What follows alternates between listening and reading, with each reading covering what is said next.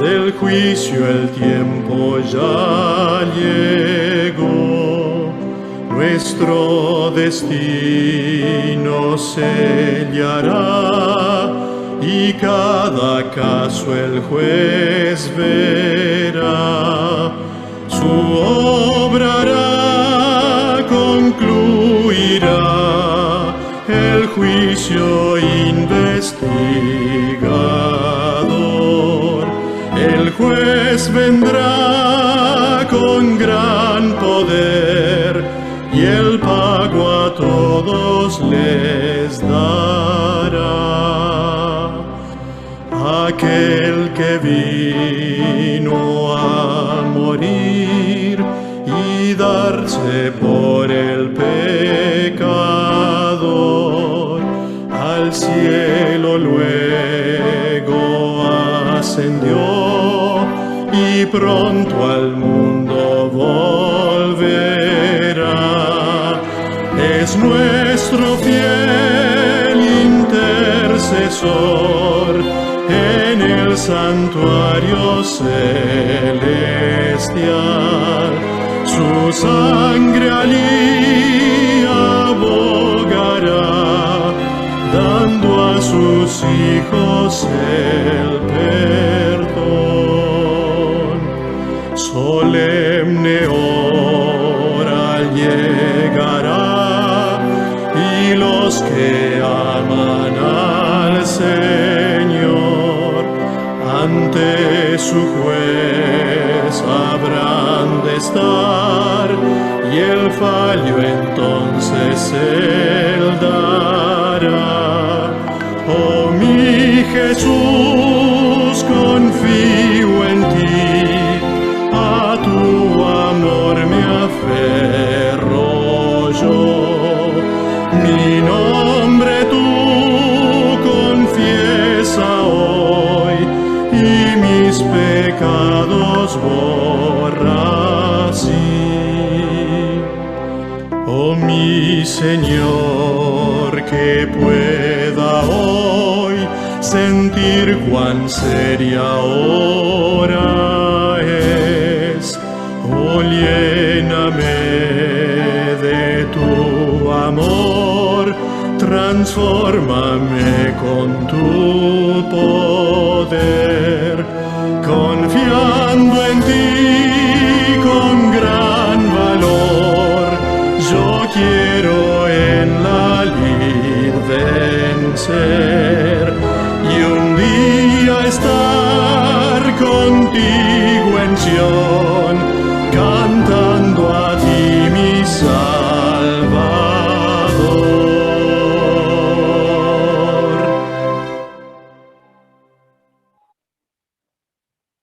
Buenas noches a todos, bienvenidos, que tengan un feliz sábado. La Iglesia Adventista del Séptimo Día Hispana en Roma les da la bienvenida, les agradece porque continúan a estudiar con nosotros, y en modo especial al licenciado Gerson León, que nos da todos los viernes en la noche para seguir estudiando. Gracias, licenciado. La familia que nos ayudará a leer hoy la Biblia es la familia Valente, así es que gracias por la disponibilidad. Les informo, como siempre, que los micrófonos permanecerán cerrados porque todo este estudio está siendo grabado. Así que quien desea tal vez escucharlo otra vez, o tal vez algo se perdió, pueden ir a nuestro canal de YouTube, que después aparecerá en la chat, y pueden continuar con las visualizaciones. Bueno, sin nada más que decir, les agradecemos y paso la palabra al licenciado Gerson. Buenas noches.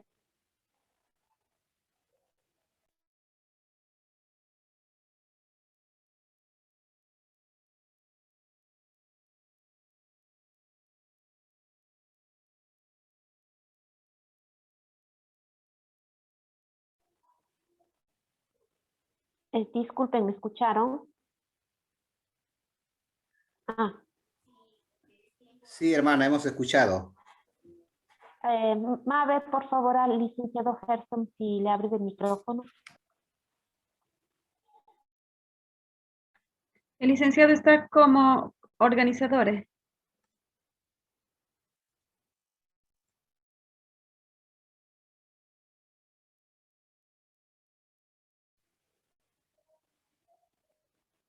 Licenciado, tiene dos dispositivos.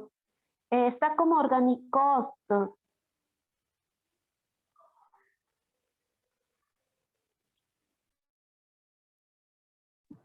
Hola, hola. Hola, hola. ¿Ahora sí? ¿Sí me escuchan, verdad? Sí, adelante. Sí, hermano, se escucha sí, le bien, escuchamos. gracias. Buenas noches. Disculpen porque estaba un poco en la descoordinación del aparatito. ¿Qué tal? Buenas noches. Feliz sábado a todos ustedes, mis hermanos. ¿Cómo están? ¿Cómo han estado? Gusto de verlos, aunque sea por estos dispositivos modernos. Bueno, contento de estar acá en el tercer día de nuestro estudio. Vamos a compartir ahorita la pantalla. El título de hoy día es El Santuario y la Biblia. En este estudio, el día de hoy, yo quiero compartir con ustedes el concepto ya más práctico del Evangelio. En las primeras veces estuvimos estudiando el concepto de la vida de Cristo, el concepto de la vida de Cristo, cómo el santuario se cumplía en la vida de Cristo. El día de hoy vamos a entrar un poco a lo que el santuario significa en la vida de cada uno de nosotros. Va a ser un tema un poco, a veces duro para muchas personas, pero creo que es lo que Dios quiere para nosotros el día de hoy. El primer texto que vamos a estudiar hoy día es 1 Corintios 10, 11, y bueno, tenemos todas las Biblias en la mano. Quisiera que todos tengan su Biblia porque vamos a tener varios textos para leer. Y bueno, antes de empezar a leer la Biblia, quisiera que me acompañen en la oración para que Dios sea el que dirija todo este estudio y pueda ser su palabra en la que sea impartida. Oremos. Gracias, Padre nuestro que estás en el cielo, por darnos esta oportunidad de estar reunidos un sábado más en esta tierra, Señor, para muchos y para otros próximos ya a recibir tu sábado. Señor, te agradecemos porque tú eres bueno, bondadoso, misericordioso y tú nos permites conocer algo más de tu palabra cada día. Tú nos impresionas a través de tus escrituras y permites que éstas calen fondo y nos hagan reflexionar para que tú nos permitas el ingreso a la patria celestial, Señor. Ayúdanos a entender que este mensaje es para cada uno de nosotros cada día, Señor, y corrígenos, Señor. Primeramente para mí te lo pido, Señor, que me perdone todas mis faltas y mis pecados, Señor. Gracias porque eres misericordioso, pero también eres justo, Señor. Te pido que ahora también nos acompañes en esta reunión y permitas que el mensaje sea directamente tus palabras a cada uno de nosotros. Te agradezco por tu guía, por tu acompañamiento, Señor. Te pido tus favores y merecerlo en nombre de tu Hijo, nuestro amado Salvador Jesús. Amén. Bueno, entonces, leemos el texto, hermano.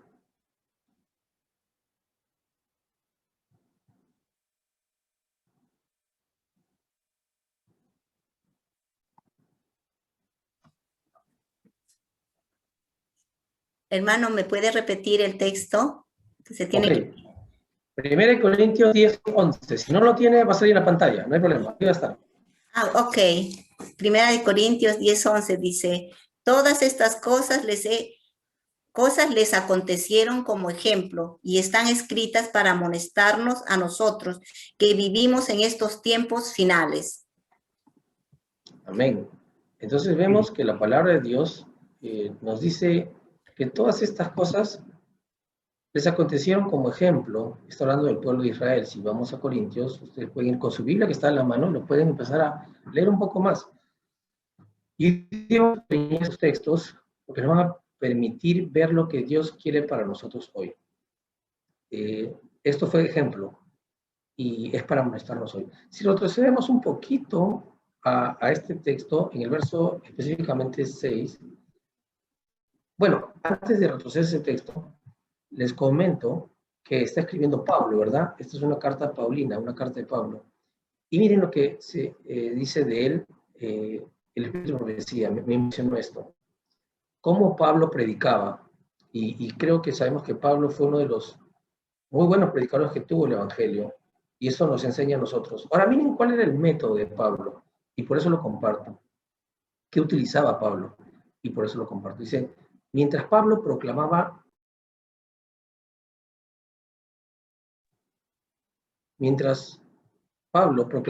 con santa audacia el Evangelio en la sinagoga de Tesalónica, se derramaron raudales de luz sobre el verdadero significado de los ritos y ceremonias relacionados con el servicio del tabernáculo, o sea, del santuario, ¿no? Dice más, condujo el pensamiento de sus oyentes más allá del servicio terrenal y del ministerio de Cristo en el santuario celestial. Al tiempo, cuando habiendo completado su obra mediadora,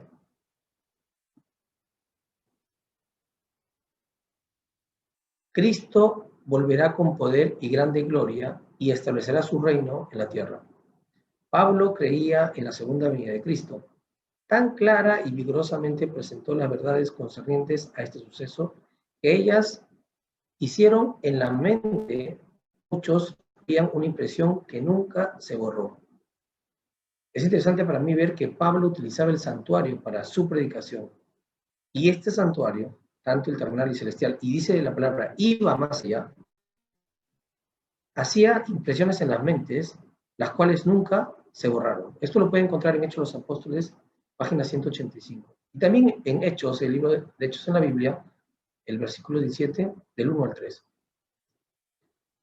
Y vamos siempre a tener este texto como texto base en nuestros estudios, ¿verdad? Me erigirán un santuario y habitaré en medio de ellos. Ha sido un texto muy repetitivo para nosotros, pero un texto que cada día da un conocimiento más profundo de lo que Dios quiere.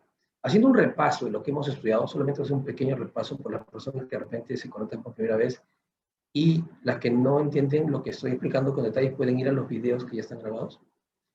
Dice la palabra de Dios que habla sobre un santuario terrenal. Este santuario terrenal está básicamente en Éxodo, como lo hemos dicho, que Dios manda a Moisés a construir.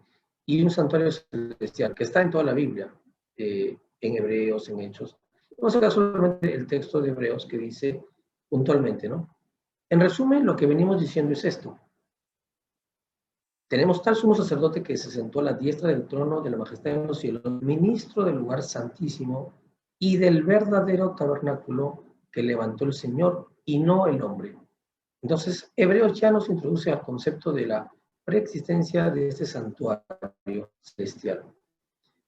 Obviamente, en las 2 veces anteriores de nuestros estudios tuvimos la oportunidad de ver cómo estaban conectados estos 2 santuarios a través de la vida de Cristo.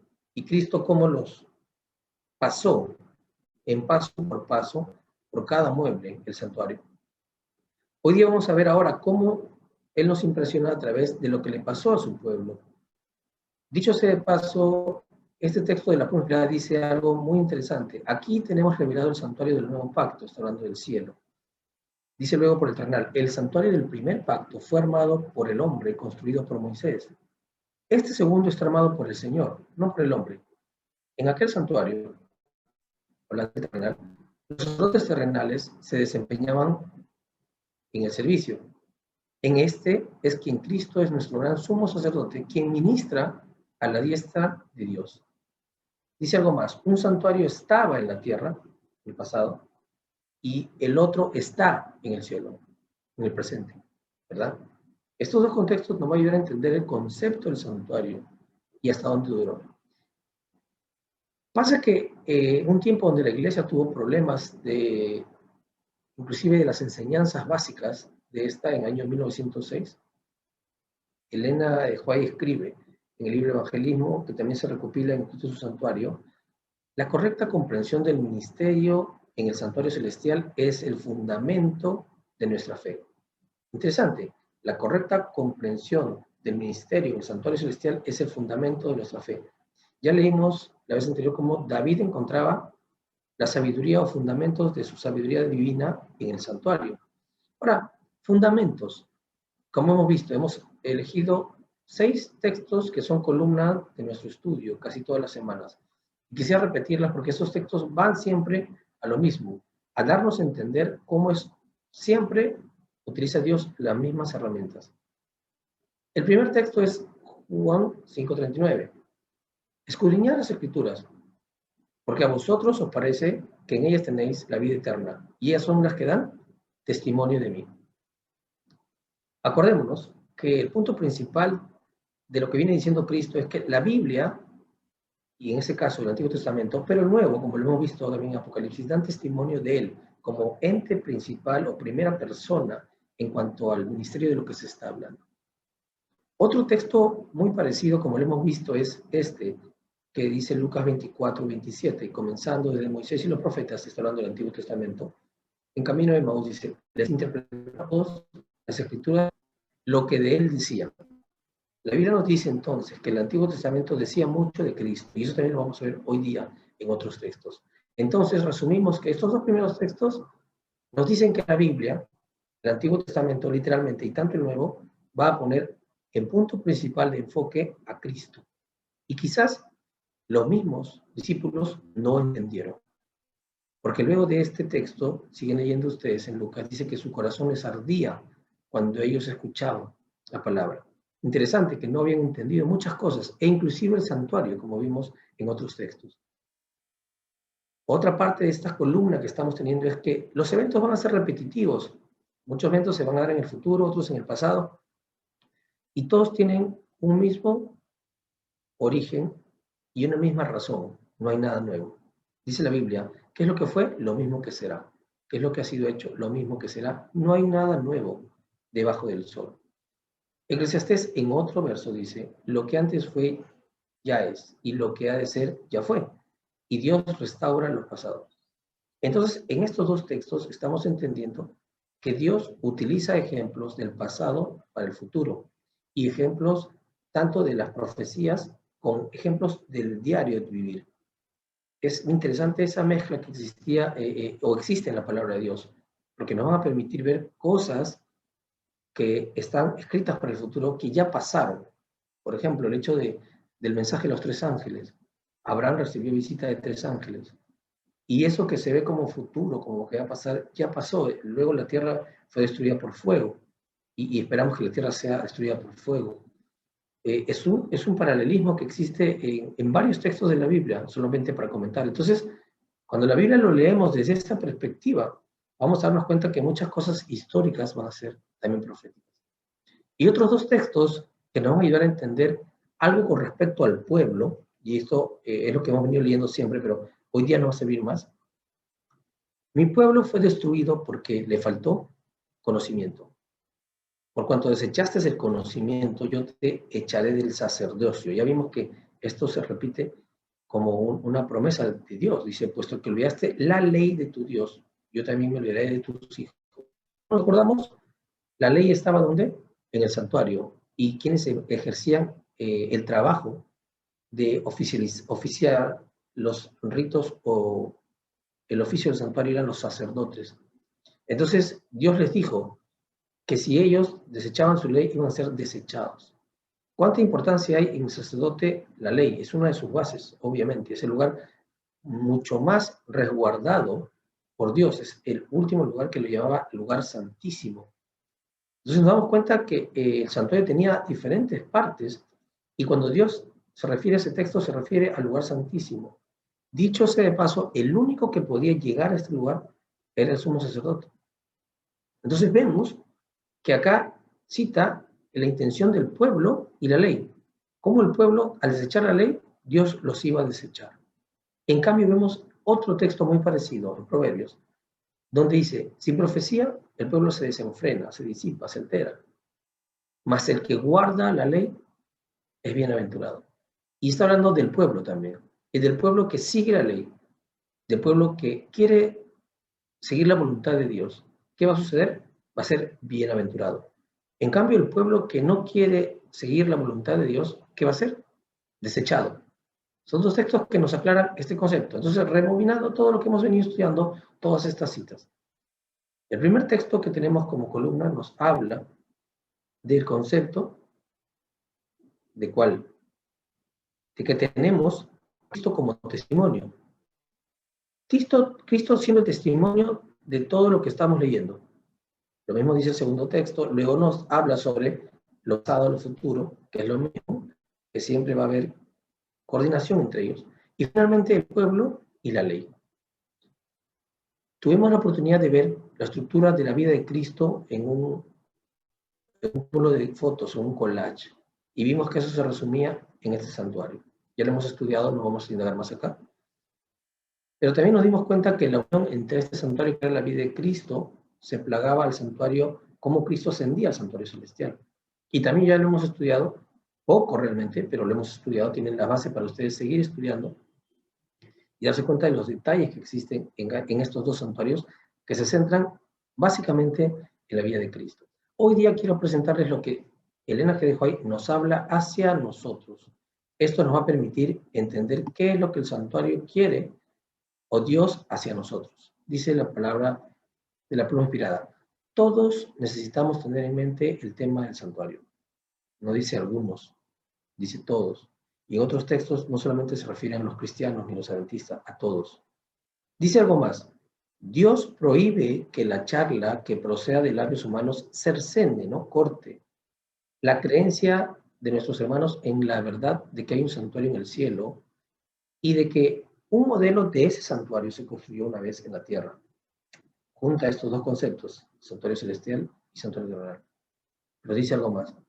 El Señor desea que su pueblo se familiarice.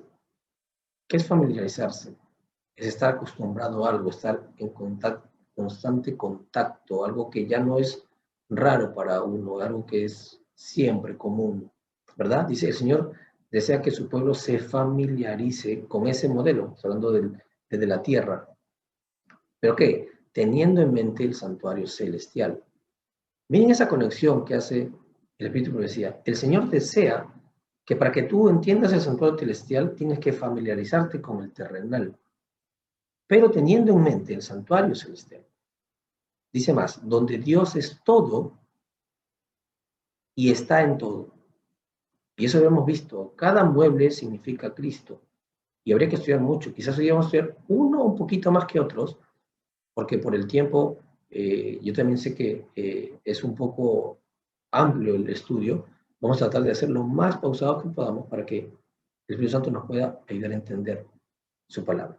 Dice entonces, debemos mantener nuestra mente vigorizada por la oración y el estudio de la palabra de Dios, de modo que podamos captar estas verdades. Hay otra cosa muy clara acá. No es solamente que yo estudie y lea, no.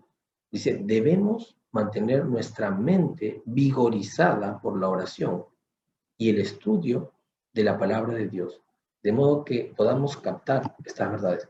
Cuán importante es tener en cuenta estos dos requisitos o dos herramientas, el estudio y también la oración.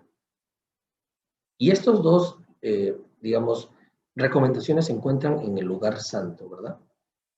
La palabra de Dios como ejemplo de la mesa de los panes y la oración como ejemplo del altar del incienso. Bueno, entonces vamos a ver ahora y recordar entonces que cuando está hablando ella del santuario que tenemos que tener familiaridad, es del santuario terrenal. Dicho en otras palabras, del santuario que Moisés armó en el desierto. Tenemos que tener ese santuario en mente para entender el santuario celestial. Es la recomendación. Y volvamos al texto principal que hemos leído al iniciar este estudio. Dice la palabra de Dios. Todas estas cosas les acontecieron como ejemplo y están escritas para molestarnos a nosotros que vivimos en estos tiempos finales. Yo creo que nadie duda que estamos viviendo en tiempos finales. Pero lo que sí a veces no entendemos, ¿qué estaba escrito? Para entender entonces, vamos a ir a la palabra de Dios. Pero retrocediendo un poco, vamos a ir al verso 6 y dice algo muy parecido, pero en diferentes palabras. Dice, estas cosas sucedieron como ejemplos para nosotros, para que no codiciemos cosas malas como ellos codiciaron. Interesante, me llamó la atención estas dos palabras, ejemplos y codiciemos. Dicho sea de paso, busqué en el diccionario adventista y encontré dos cosas muy interesantes. Les recomiendo cuando algo no esté tan claro, vayamos al diccionario adventista que nos vaya a entender un poco más.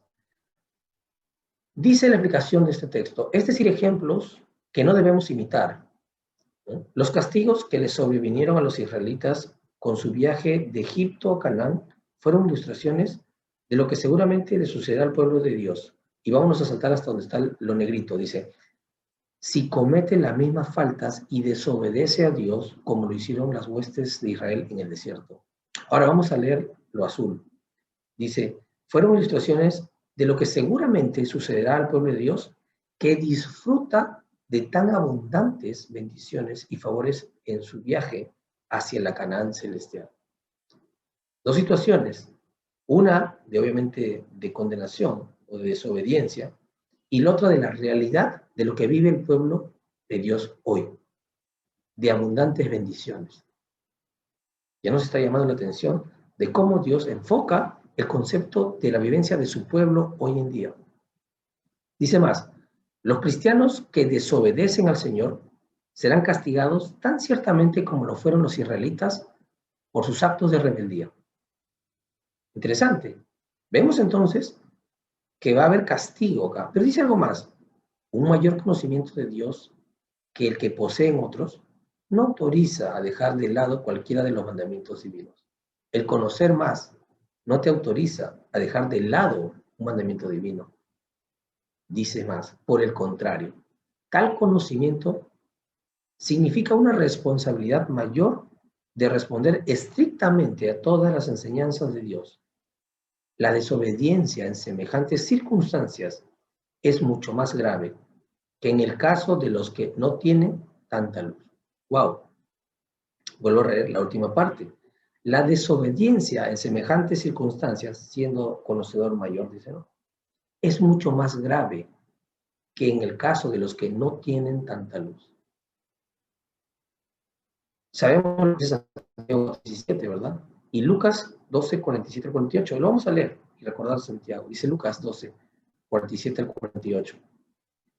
Porque aquel siervo que entendió la voluntad de su Señor y no se preparó ni hizo conforme a su voluntad, recibirá muchos azotes. Pero el que no entendió, aunque hizo cosas dignas de azotes, recibirá pocos azotes. Porque de todo aquel a quien le ha sido dado mucho, mucho se demandará de él. Y aquel que confiaron mucho, se le pedirá más. Wow, es interesante lo que está diciendo la palabra de Dios. Y conocemos el contexto del texto de Santiago 4:17, ¿verdad? El que sabe hacer lo bueno y no lo hace, le es pecado. Ok, retrocedamos otra vez al texto principal, segundo que hemos estado estudiando, en 1 Corintios 10:6. ¿Y qué dice? Estas cosas sucedieron como ejemplo para que nosotros no codiciemos cosas malas como ellos codiciaron. Codiciemos cosas malas. Yo siempre pensaba antes que se podría codiciar y era malo, pero aparentemente deja acá entender de que lo separa de que codiciar cosas malas. Me pareció algo llamativo este texto bíblico. Y realmente cuando hablamos de codicia, personalmente, hablo en primera persona, y del pueblo de Israel, me pongo a pensar en hechos como de desear dinero, desear bienes y desear estas cosas que uno se pone a pensar en la estructura del pueblo de Israel cuando salía de Egipto y sería un poco difícil porque el pueblo de Israel iba caminando por el desierto. Entonces, codiciar algo externo era un poco más difícil que para nosotros, yo creo.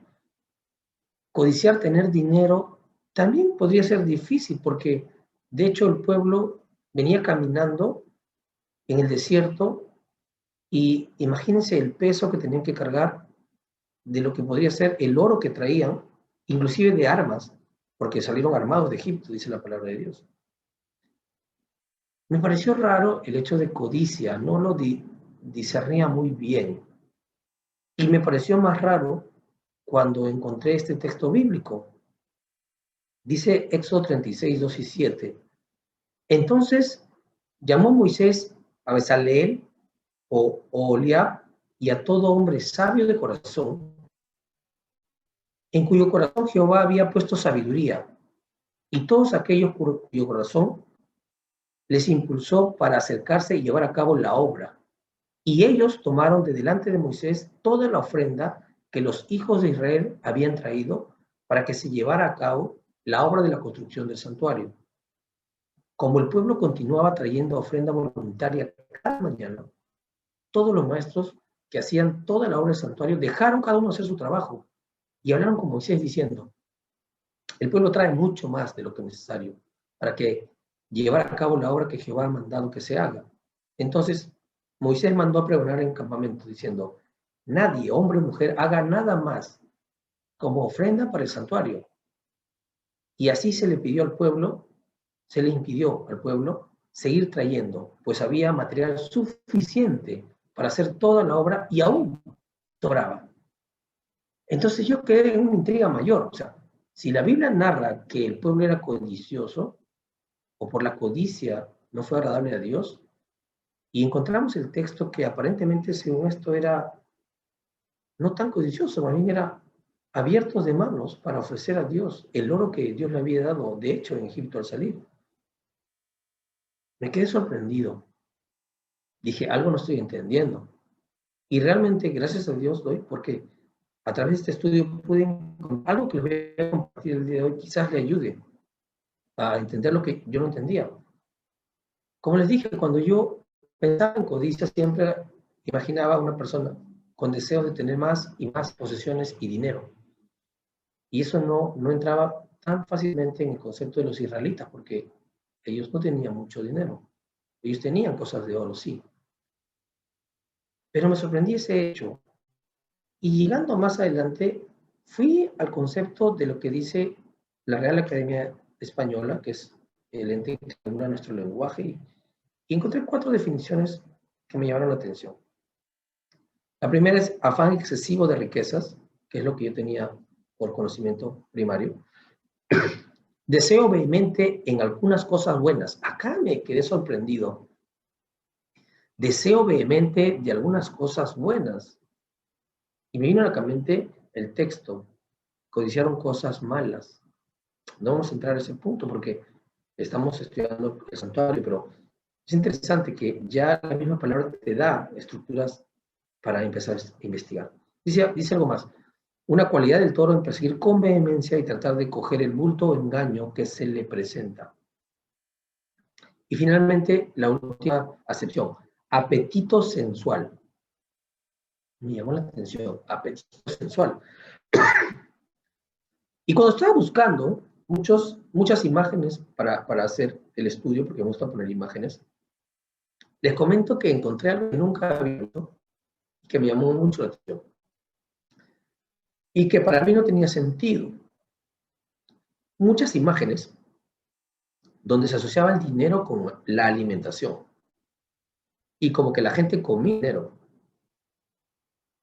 Y yo me quedé sorprendido porque, de hecho, que no lo entendía como tan para mí, tan real o tan cierto.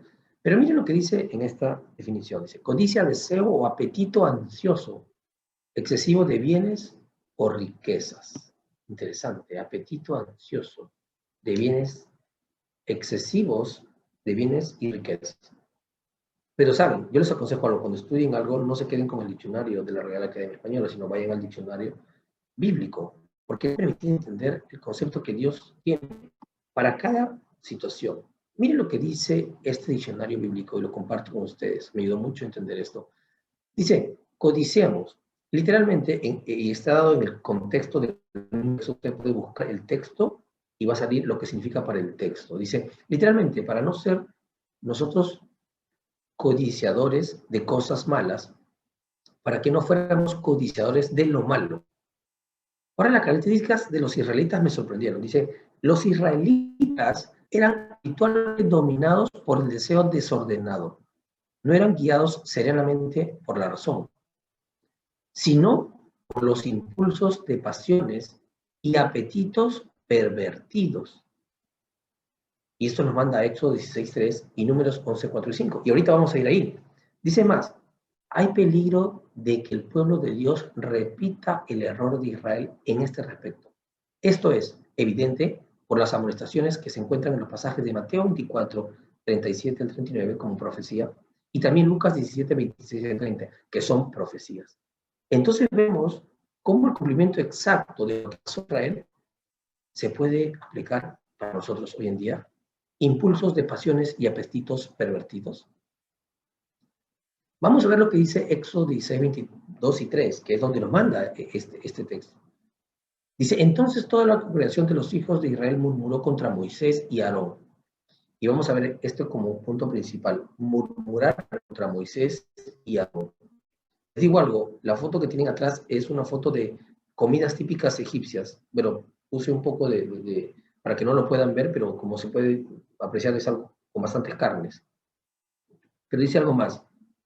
Dice, el pueblo que murmuró contra Moisés y Aarón.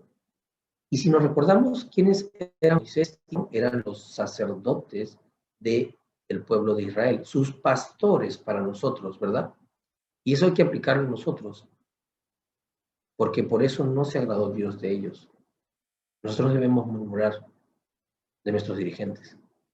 Bueno, ese es otro tema. Pero dice más, dice, los hijos de Israel le decían, ojalá Jehová nos hubiera hecho morir en la tierra de Egipto, cuando nos sentábamos junto a las ollas de carne, cuando comíamos pan hasta saciarnos. No habéis sacado nos habéis sacado este desierto para dar hambre a toda esta multitud. Este era el reclamo que el pueblo le hacía a Moisés y a Aarón, a sus dirigentes. El pueblo estaba reclamando. Curiosamente, en Números 11, 4 y 5 dice algo muy parecido. Entonces, el populacho que había entre ellos se dejó llevar por la gula, y también los hijos de Israel volvieron a llorar, diciendo, ¿quién nos diera de comer carne?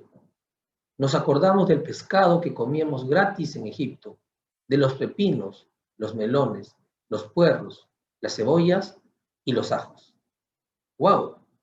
Dos textos muy directamente relacionados a la alimentación, y es lo que apunta el texto para nosotros hoy. ¿Y por qué? ¿Por qué tanto la alimentación? Luego lo vamos a poder estudiar un poco más.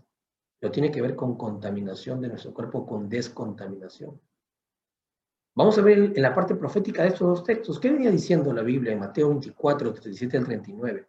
Porque como en los días de Noé, así será la venida del Hijo del Hombre.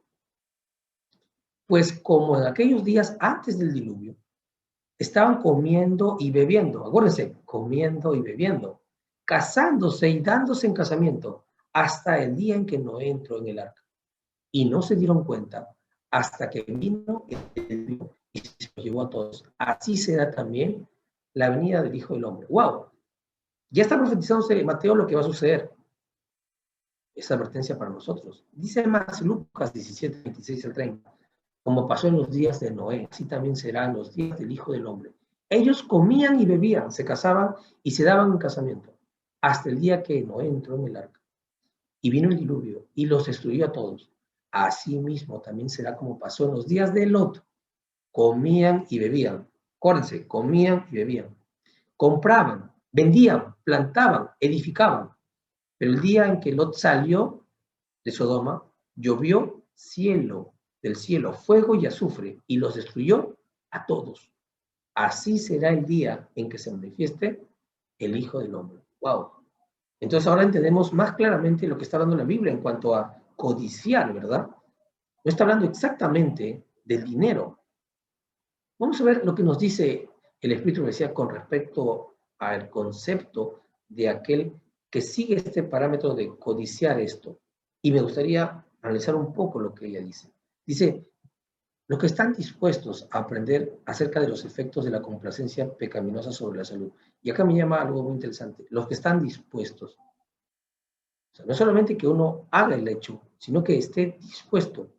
Porque muchas veces puedes hacerlo y no estar dispuesto. Es interesante que dice, los que están dispuestos a aprender acerca de los efectos de la complacencia pecaminosa sobre la salud y que comienzan una obra de reforma. Miren, interesante. Estar dispuesto y comenzar. ¿Qué quiere decir? Que tenemos la oportunidad de hacerlo ya. Dios tiene tiempos a cada uno, pero ella lo aclara claramente. Uno, estar dispuesto y comenzar. No sé nada de cómo conversar, aprenderemos.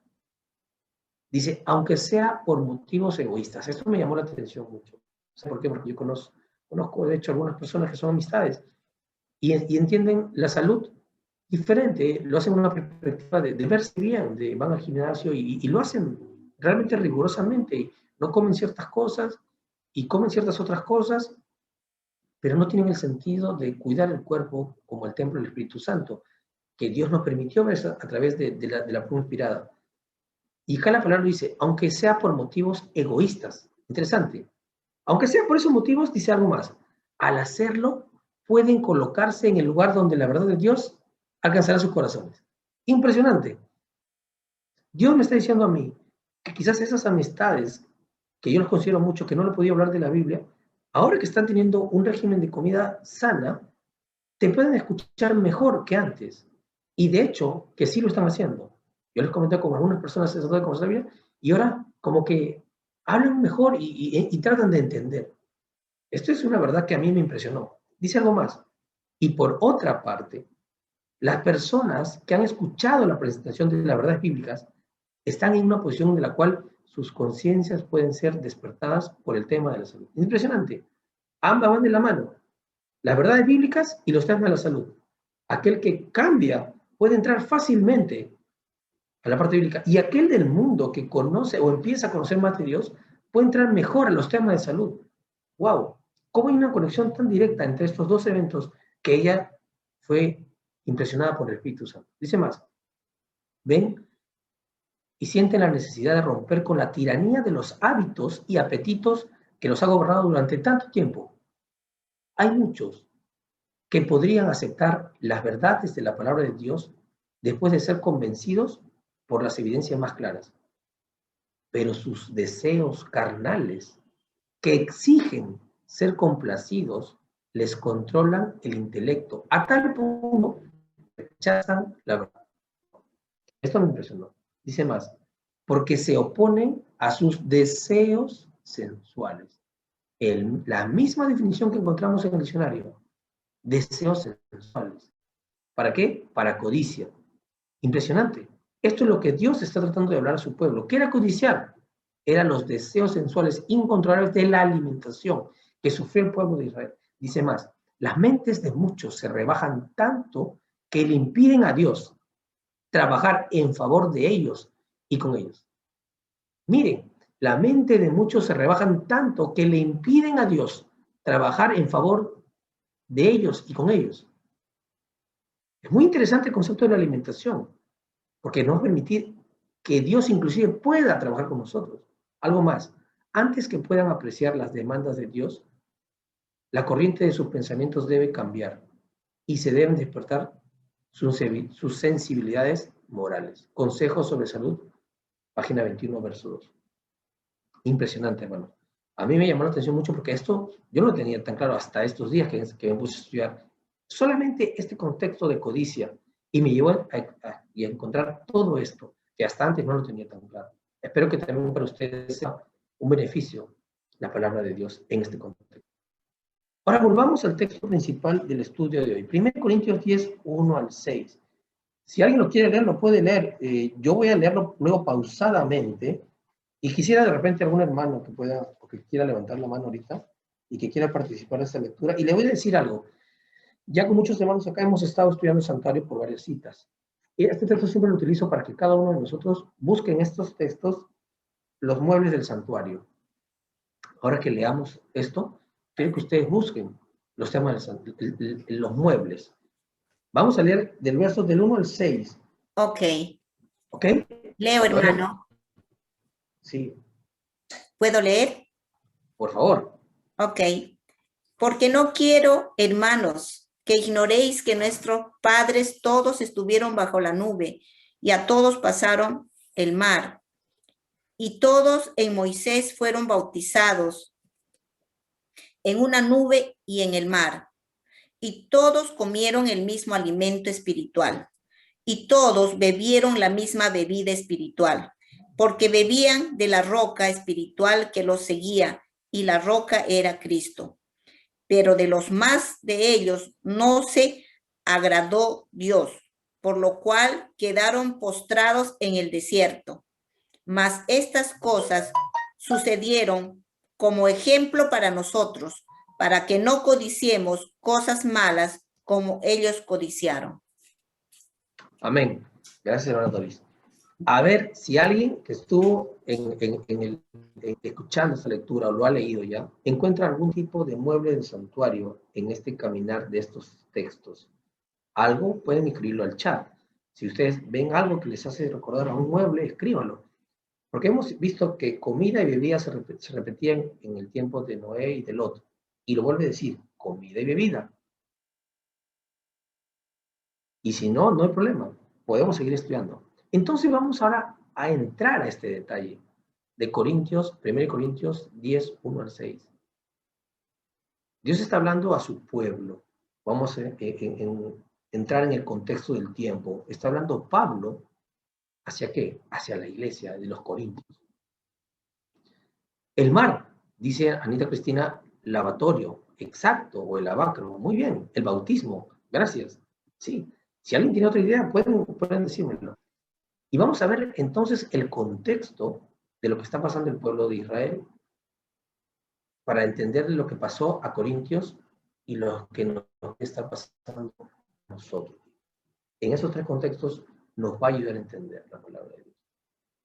Ok, vamos entonces a la primera parte del texto, 1 Corintios 10, 1 al 6. Dice, no quiero, hermanos, que ignoréis que nuestros padres estuvieron bajo la nube.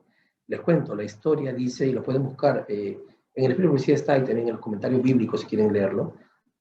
Estamos hablando de una población de gente judía, que era la gente que estaba en las iglesias de ellos, o gente gentil que creía en Cristo, o judíos, como les digo, los anteriores eran mesiánicos, o gente que empezaba a creer en Cristo. Entonces había una mezcla de hermanos que traían cada uno sus costumbres, y era un poco complicado, porque Pablo empezó a ver muchas complicaciones en cuanto al evangelio.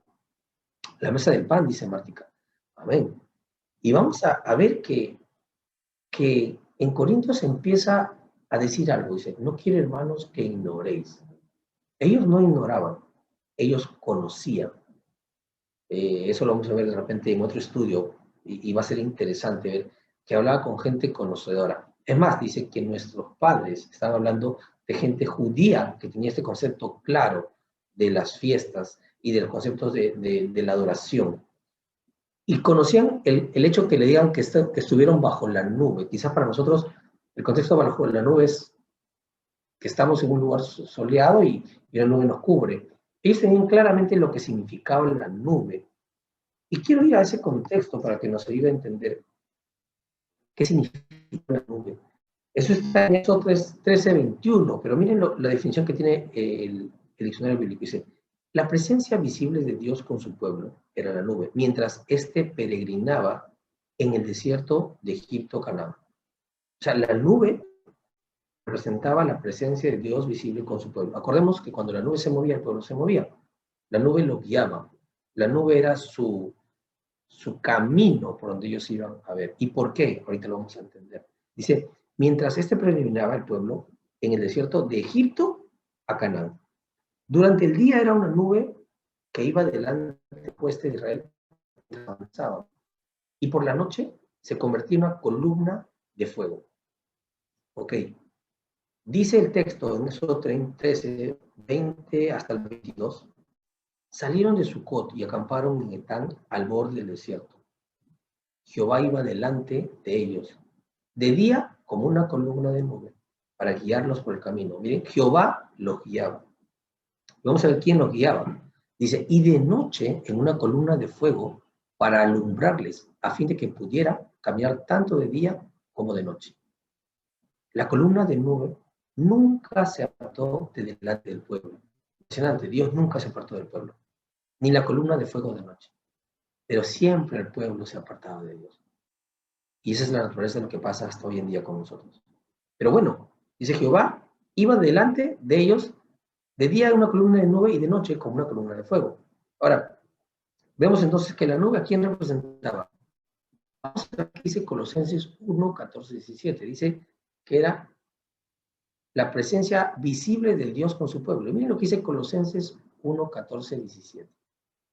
¿En quién tenemos redención? El perdón de los pecados. Él es la imagen del Dios invisible. ¡Wow! La nube era la imagen de ese Dios invisible. ¿Y quién era la imagen de Dios invisible? Cristo. Dice, el primogénito de toda la creación.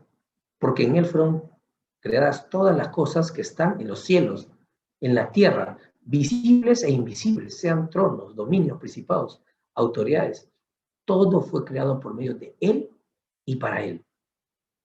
Entonces vemos que aparece la nube. ¿Y la nube quién era? Era Cristo, era el Cordero. Era la representación de Cristo que los guiaba. ¿Se acuerdan lo que dijo Cristo? Yo soy el camino, la verdad y la vida. Nadie viene al Padre, sino por mí. El cumplimiento real del camino de Israel, ¿quién lo guiaba? La nube. ¿Y la nube quién era? Era Jesús. Impresionante. No solamente eso. Cuando el faraón iba a dejar ir al pueblo, miren lo que dice Éxodo 13, 17 al 18. Cuando el faraón dejó ir al pueblo, Dios no lo guió por el camino de la tierra de los filisteos. Miren, sabía Dios que había un pueblo filisteo que estaba afuera. Aunque era más corto el camino, porque dijo Jehová, no sea que al enfrentarse con la guerra, el pueblo cambie de parecer y se vuelva a Egipto. Impresionante. Dios era entonces el que los guiaba y él trazaba el camino del pueblo. Dice más bien Dios hizo que el pueblo diese un rodeo por el camino del desierto, hacia el Mar Rojo. Los hijos de Israel salieron de la tierra de Egipto armados. Es interesante que Dios los llevó armados, pero luego vamos a ver en la palabra de Dios que Él peleó esta batalla. Ellos no hicieron nada. Dios amerita que su pueblo esté preparado, pero finalmente entendemos que por misericordia Él va a pelear las batallas. Entonces vemos que Faraón dejó de ir a pueblo, sí, en contra de su voluntad. Si nosotros vamos a Éxodo 13 y podemos estar mirándolo para ver cómo estamos reduciendo, vamos a Éxodo 13, 3 y 4. ¿Qué pasa en este texto? Moisés dijo al pueblo, miren, conmemorad este día, el verso 3 y 4. Conmemorad este día en el cual habéis salido de Egipto, de la casa de servidumbre, pues Jehová os ha sacado de aquí con mano fuerte, por tanto no comeréis cosa leudada. Miren, acá se va a dar el efecto de una fiesta, que después lo vamos a tener que entender en el concepto de las fiestas sagradas. Pero acá es esta instalación de dos fiestas. Esta es una que se va a llamar los panes sin levadura. Pero estamos en Éxodo 13, en el Éxodo 12 está Pascua. Bueno, pero vamos a ver lo que estamos viendo ahorita. Dice, Moisés dijo al pueblo, conmemorad este día, el cual habéis salido de Egipto, de la casa de esclavitud, porque Jehová os ha sacado de aquí con mano poderosa. Ahora, miren la celebración que Dios pide. Por eso no comeréis nada que tenga levadura. Vosotros salís hoy en el mes de Abib. Usualmente las celebraciones que nosotros tenemos son totalmente inversas. El día que queremos celebrar algo, queremos comer lo que a nosotros nos agrada. Ahora Dios dice, celebra, conmemora, que ha salido. Y dice, no comeréis cosa leudada o que tenga levadura. Y si vamos a la Pascua, algo parecido nos dice, comerán hierbas amargas y comerán un cordero y lo harán apresuradamente. Algo nos está diciendo Dios ahí. Sí, hay mucha información detrás de esto. Deuteronomio 16:1 nos dice, guardarás en el mes de Abib y celebrarás la Pascua de Jehová, lo que yo estoy diciendo hace un momento, que está en Éxodo 12, un poquito antes. Tu Dios, porque en el mes de Abib, por la noche te sacó Jehová tu Dios de Egipto. O sea, si estamos hablando del concepto de la nube que guía al pueblo, es en el mismo tiempo que está sucediendo el contexto de la Pascua y de los panes sin levadura. Esto nos va a ayudar a entenderlo mucho más las fiestas, como digo, para entender lo que está pasando en ese entorno en el tiempo. Y quizás un ejemplo bien simple. Para una persona que es peruana, yo le digo, estamos en fines de julio y la persona sabe que estamos en fiestas del país, porque tienen que ver en el entorno de lo que está sucediendo. Lo mismo pasaba en los israelitas. Cuando se hablaba de estos textos, ellos sabían en qué contexto Pablo le estaba hablando. Estamos nosotros para entender de cómo ellos le está hablando Pablo hacia ellos. Ahora vamos a ver un paragonismo, una conexión, que ya lo hemos estudiado, solamente retrocedo para que ustedes puedan verlo más fácilmente. Estudiamos hace poco el Apocalipsis como Cristo se significaba en el verso 1.5, que apuntaba al altar del holocausto y a la mesa, y al lavacro. En ese contexto, Jesucristo es el primogénito de entre los muertos. Si usted está con la Biblia en mano y está en el capítulo 13 de Éxodo, se va a dar cuenta que el título se llama Consagración de los primogénitos. Hay mucha información ahí que no lo vamos a poder detallar, como también el verso 12, capítulo 12, verso 20, habla de la muerte de los primogénitos. Hay una conexión muy interesante entre estos dos eventos. Yo lo único que les puedo decir que es, como para hacerlo muy, muy interesante, habla sobre una señal que Dios pondría a los hijos de Israel entre sus frentes y en su mano. Y esto me causó mucho impresión, ¿no? Porque esta señal se hace que Dios le da. Y esa señal también aparece luego en Apocalipsis. Dice el verso 14, y cuando era de mañana y pregunté, tu hijo, ¿qué es esto? Le dirás, Jehová te sacó con mano fuerte de Egipto de casa de servidumbre. Está hablando de la Pascua, ¿no? Cuando endurecieron su corazón.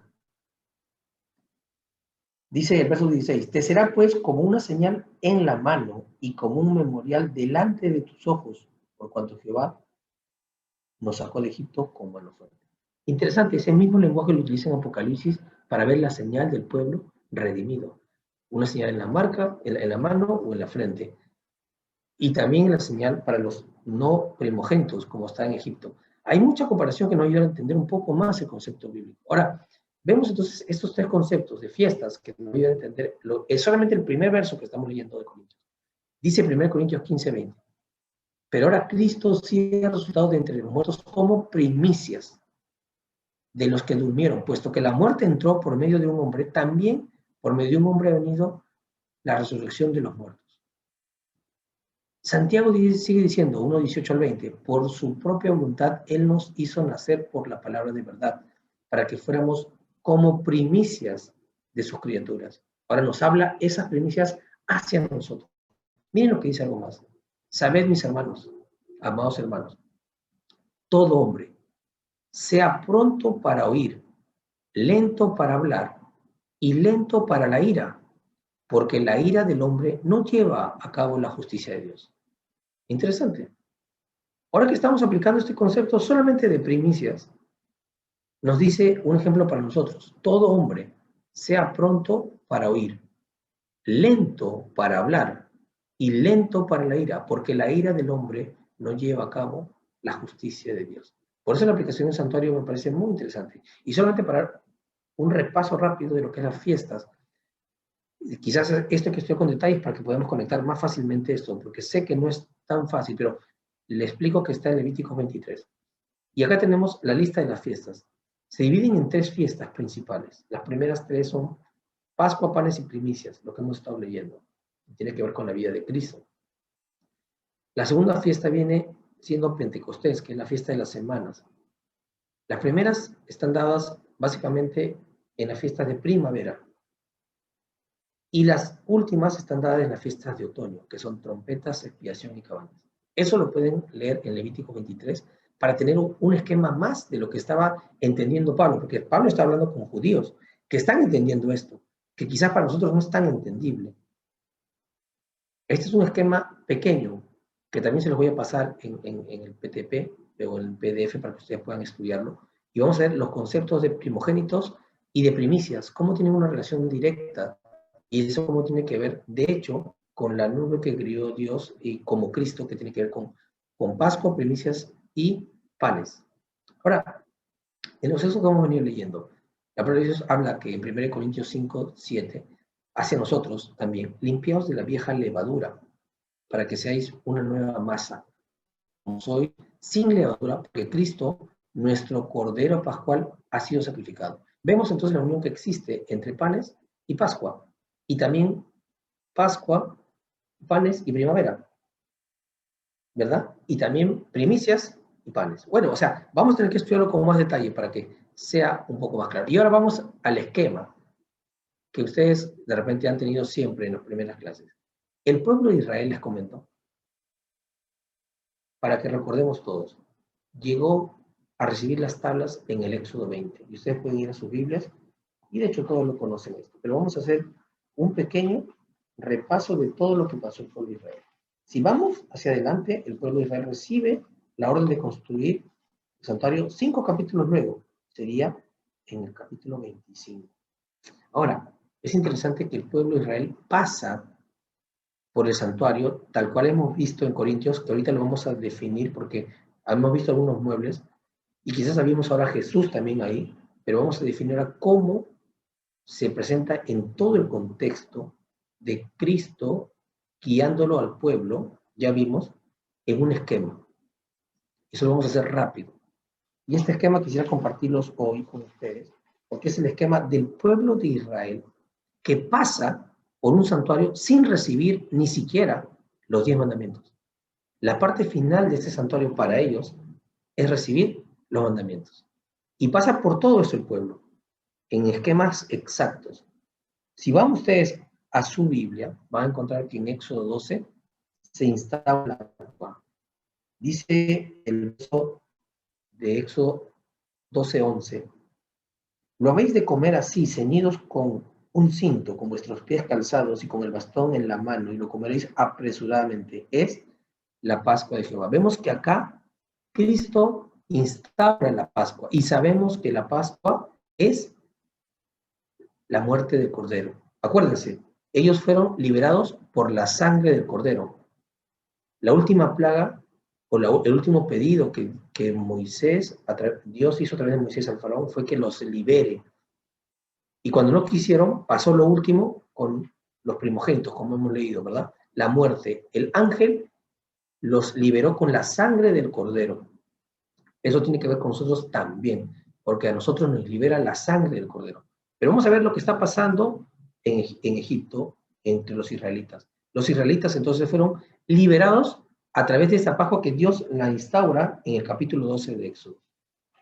Y cuando seguimos viendo, en el capítulo 14, como lo hemos visto, el pueblo de Dios cruza el Mar Rojo. Ya lo leímos en el capítulo de 1 Corintios. ¿Qué significaba cruzar el Mar Rojo? El bautismo de todo el pueblo.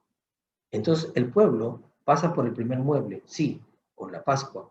Ellos salen, Dios los libera de la esclavitud, como también a nosotros nos libera de la esclavitud del pecado, dice el Nuevo Testamento. Ahora, Dios bautiza a todos, como también nos pide a nosotros que nos bauticemos para bautizar de muerte a vida.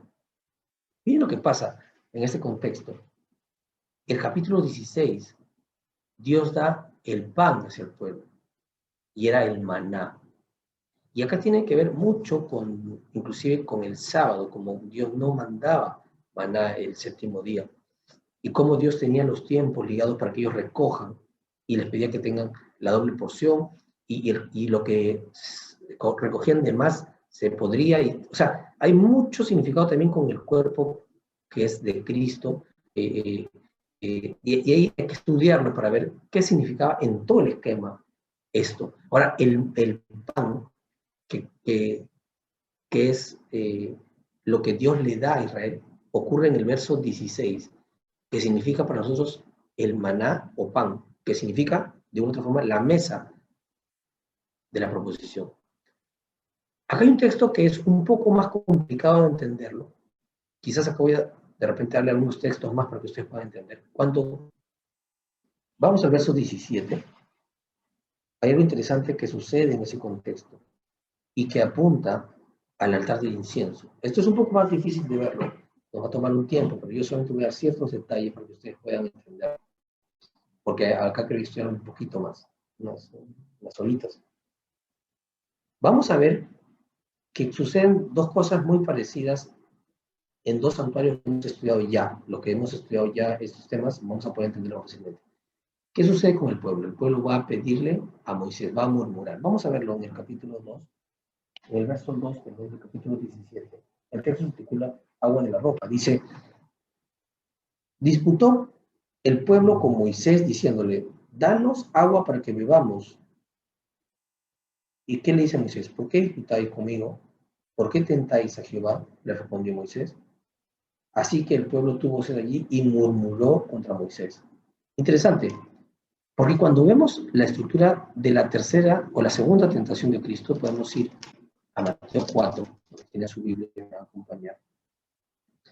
En la segunda tentación de Cristo, Cristo le dice algo muy directo a lo que está escrito acá. Dice en el verso 7, escrito está también, no tentarás al Señor tu Dios. En esta tentación, Cristo recibe, o mejor dicho, da la misma respuesta que da Moisés en esta respuesta. Estos nexos nos van a servir para ver qué hay detrás de esto, del lago de la roca y de la segunda tentación de Cristo. ¿Qué significa esto? Y ya les dije a algunos que pueden ir a buscar el desierto de las gentes en el capítulo de la tentación, donde va con bastante detalles a dar el linaje de Juárez lo que esto está significando y cómo la Biblia lo junta en estos dos conceptos. Bueno, finalmente el pueblo hace una promesa con Dios, hace un pacto. Lo vamos a encontrar en el verso 19 de Éxodo. Y vamos a ver que estos textos del 5 al 11 me sorprenden porque Dios hace una promesa, pero que tenía que ver con una respuesta del pueblo. Dios quería que el pueblo sea su pueblo. Pero miren lo que dice el verso 5 en adelante. Ahora pues, si dais oído a mi voz y guardáis mi pacto, vosotros seréis mi especial tesoro, todos los pueblos, porque mí es toda la tierra. Era una promesa de pacto que estaba haciendo Dios con el pueblo. Dice más, vosotros seréis un reino de sacerdotes y gente santa. Dios quería que todo el pueblo llegara a tener relación con él, no solamente una tribu. Miren la promesa que Dios tenía. Dice más, estas son las palabras que dirás a los hijos de Israel. Es lo que estaba diciendo Dios a Moisés. Entonces regresó Moisés y llamó a los ancianos del pueblo y expuso en su presencia todas estas palabras que Jehová le había mandado. Y todo el pueblo respondió en una diciendo, haremos todo lo que Jehová ha dicho. Moisés refirió a Jehová las palabras del pueblo y Jehová dijo, yo vendré a ti, ¿en qué? En una nube espesa. ¿Quién era la nube? Dios. Para que el pueblo oiga mientras yo hablo contigo y así te crean para siempre. Moisés refirió las palabras del pueblo a Jehová y le dijo, ve al pueblo y santifícalos hoy y mañana. Recuérdense, santifícalos. Hay un concepto real porque está hablando del lugar santo. Y vamos a ver cómo eso tiene que ver, obviamente, en el santuario con esta palabra, santifícalos. Que laven sus vestidos. Otro texto muy interesante que también se va en Apocalipsis, lavar sus vestidos. ¿Qué significa? Dice, y estén preparados para el tercer día, porque al tercer día Jehová descenderá a la vista de todo el pueblo sobre el monte Sinaí. Señalarás el límite alrededor del pueblo y dirás, guardaos, no subáis al monte ni toquéis sus límites, porque cualquiera que toque al monte de seguro morirá. Wow, entonces vemos que este pacto que está haciendo Dios tiene que ver con una promesa, tanto de él hacia el pueblo como del pueblo hacia él. Era un pacto, pero sabemos tristemente que en los siguientes versos el pueblo no cumple el pacto. Rompe esa promesa que Dios había tenido con ellos. Y finalmente vemos que en el capítulo 20 Dios le da la ley, que es la parte más occidental del santuario. Es donde iba a estar esta ley, en el lugar santísimo. Entonces vemos cómo el pueblo de Israel también pasa por una escala del santuario, tal cual antes inclusive de haberlo tenido como santuario físico, el pueblo de Israel ya había pasado por el efecto del santuario. Y vamos a ver si podemos ir otra vez a Corintios y podemos leer de una forma práctica lo que hemos leído hoy día. Y yo les voy a ayudar quizás para hacerlo más fácil. Primero Corintios 10. ¿Verdad? Dice así. No quiero, hermanos, que ignoréis que nuestros padres estuvieron todos bajo la nube. Ahí vemos a Cristo, ¿verdad? Y todos pasaron el mar. Y todos en unión, como Moisés, fueron ¿qué? Bautizados. Cordero. Sabemos que el cordero estaba ligado a las fiestas, que son la Pascua, que es el sacrificio del cordero. Y vamos a verlo luego eso del fuego, porque también la nube era de fuego. pero solamente le estoy dando una idea para que ustedes puedan estudiar. Habla de bautismo, habla de lavacro. Dice más, todos comieron el mismo alimento espiritual. Acuérdense que también cuando habla de la profanación en el tiempo de Lot, habla de comida y bebida, comida y bebida. Acá también dice comieron y bebieron. Pero dice, la bebida espiritual era la roca, y esa roca era Cristo. Acordémonos que hablamos de la tentación, era la roca, era la bebida, de ahí sale. Hay una conexión, que es el altar del incienso. Pero dice, pero la mayoría de ellos no se agradó Dios,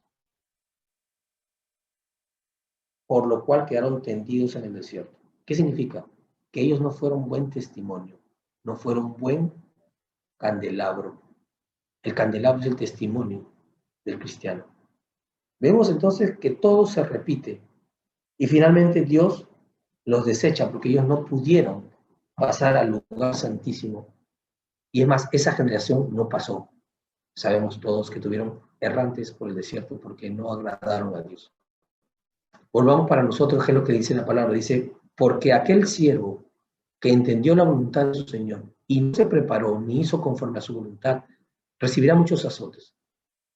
Pero el que no entendió, aunque hizo cosas dignas de azotes, recibirá pocos azotes, porque de todo aquel a quien le ha sido dado mucho, mucho se le demandará de él. Y de aquel a quien confiaron mucho, se le pedirá mucho. Otro texto muy cercano a esto y ya más hacia nosotros, miren lo que dice el Espíritu Profecía en este texto. La iglesia adventista del séptimo día debe ser pesada en la balanza del santuario. Será juzgada conforme a las ventajas que haya recibido. Su experiencia espiritual, si su experiencia espiritual no corresponde a los privilegios que el sacrificio de Cristo le tiene asegurados, si las bendiciones conferidas no la capacitaron para la obra que se le confió, se pronunciará contra ella la sentencia, hallada falta. Será juzgada según la luz y las ocasiones que le fueron deparadas. Les invito a orar para que Dios nos impresione y nos haga ver cuánta responsabilidad tenemos nosotros como adventistas hoy en día de entender la palabra claramente, entender que el santuario nos ayuda a comprender esto y que el pueblo de Israel ya pasó, no agrada a Dios, pero que ese no sea la expresión de cada uno de nosotros y que hagamos la voluntad de Dios que quiere para nosotros en cuanto a algo tan simple como diariamente hacemos, comer y beber. Dios dio reglas para esto, para ser nuestro beneficio a nosotros, para que no suframos de enfermedades, para que Dios nos permita tener una vida más sana y ser ejemplo para muchas personas que a través de esta alimentación se lleguen a sus pies. Oremos para que Dios nos ayude a que esto sea impresión para nosotros y para muchas personas también. Oremos. Padre amado que estás en los cielos, Señor, te agradecemos por darnos la oportunidad de hoy día leer un poco más de tu palabra. Te agradecemos por este sábado santo que estamos muchos ya en él y otros a punto de estar en él. Gracias, Señor, porque tú permites que tu palabra sea abierta para que nos llames la atención, Señor. Sabemos lo que pasó a Israel y ahora sabemos que eso también podemos pasar nosotros. Ayúdanos a entender que esa codicia, Señor, tú quieres sacarla de nosotros. Tú quieres darnos a comer el maná, Señor, el pan del cielo. Pero nosotros mismos nos contaminamos con muchas cosas que sabemos inclusive que nos hacen daño. Pero sabemos que también tú tienes, Señor, algo que está detrás de eso, que es una sentencia. Y azotes, dice Lucas. Señor, permítenos ser redimidos, ser corregidos y que no lleguemos a ese punto, Señor.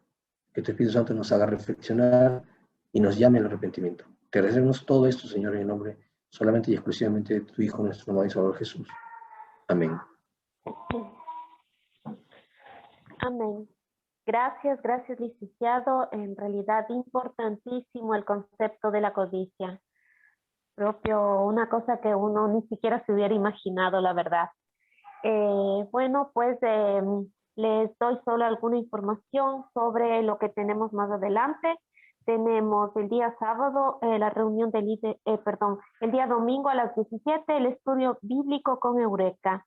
Y el domingo a las 20 el estudio de las 28 doctrinas con el pastor Juan Campos. Así es que acordémonos de conectarnos Y también este estudio quedará grabado en nuestro canal de YouTube.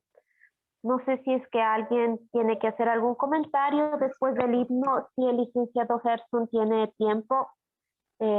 Gracias.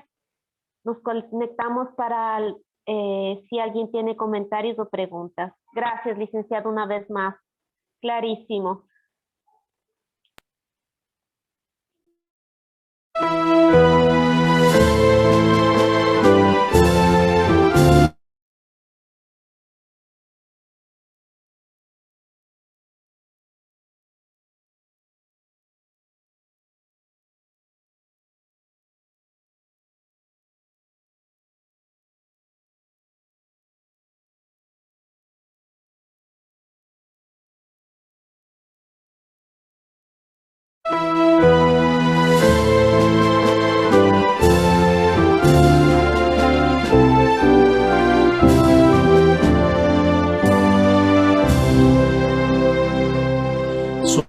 Solemne anuncio Dios nos da, del juicio el tiempo ya llegó. Nuestro destino sellará y cada caso el juez verá. Su obra hará, concluirá el juicio investigador. El juez vendrá con gran poder y el pago a todos les dará. Aquel que vino a morir y darse por el pecador, al cielo luego ascendió y pronto al mundo volverá. Es nuestro fiel intercesor en el santuario celestial. Su sangre allí abogará, dando a sus hijos el perdón.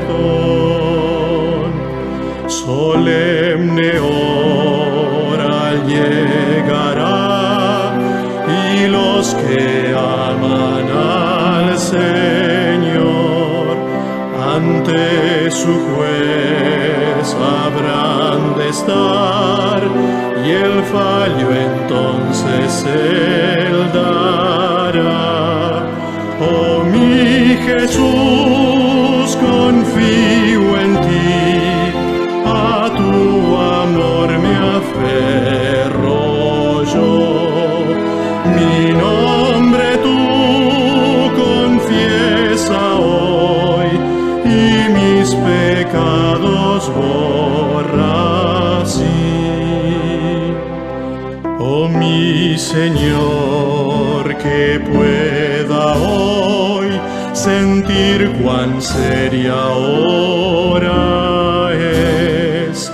Oh, lléname de tu amor, transfórmame con tu poder, confiando en ti con gran valor. Yo quiero en la lid vencer y un día estar contigo en Sion.